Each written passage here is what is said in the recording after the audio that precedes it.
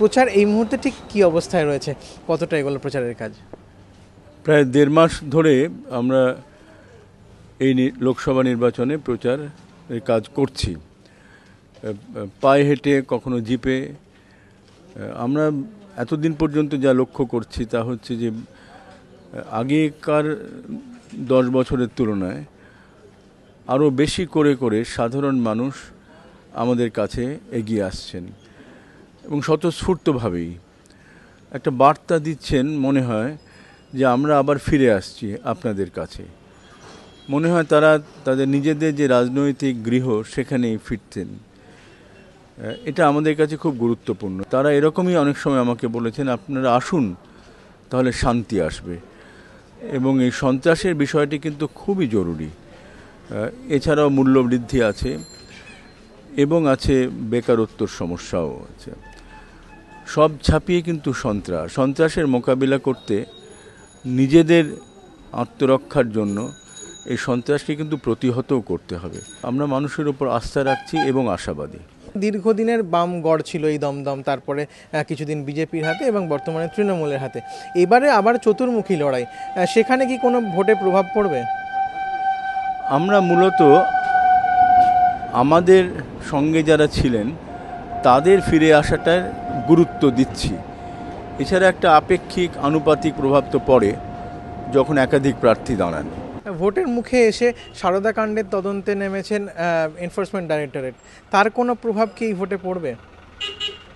প্রথমত আমার একটু অবাক লাগছে, এনফোর্সমেন্ট ডিরেক্টরেট খুব পুরনো একটা ডিরেক্টরেট, কেন্দ্রীয় সরকারের অর্থ মন্ত্রকে। তারা তাদের আইন অনুযায়ী অনুসন্ধান করছেন, তাতে এত বাধা দিচ্ছেন কেন? এরা গরিব মানুষের টাকা নিয়েছেন একটি প্রতারক সংস্থা।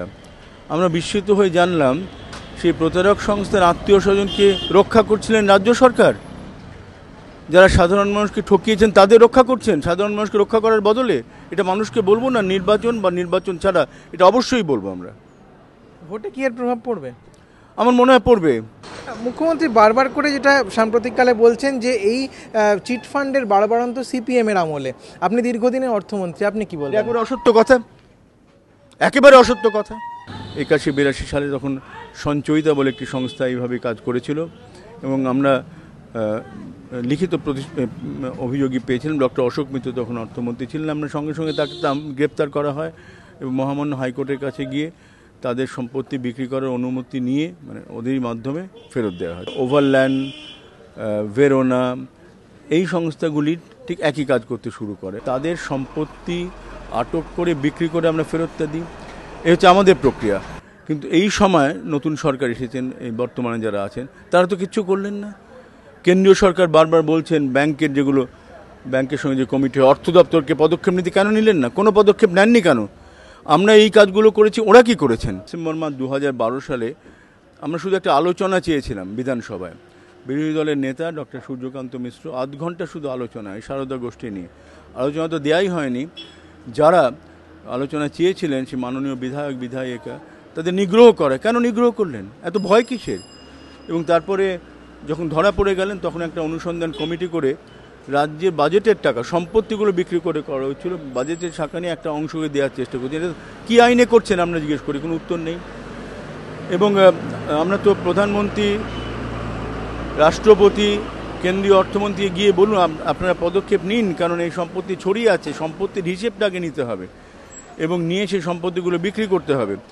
এবং আমরা লক্ষ্য করেছি অন্য রাজ্যে, ত্রিপুরা, আসাম, ঝাড়খণ্ড এবং উড়িষ্যাতে তারা সিবিআইয়ের অনুসন্ধান চেয়েছেন, ব্যতিক্রম শুধু এই রাজ্য। এবং যার নামটাম জড়িয়ে পড়ছে এই প্রাক্তন সাংসদ কুণাল ঘোষের বিবৃতিতে এবং ওই সুদীপ্ত সেনের আত্মীয় স্বজন গ্রেপ্তার হওয়াতে, সে তো চমকপ্রদ অদ্ভুত ব্যাপার।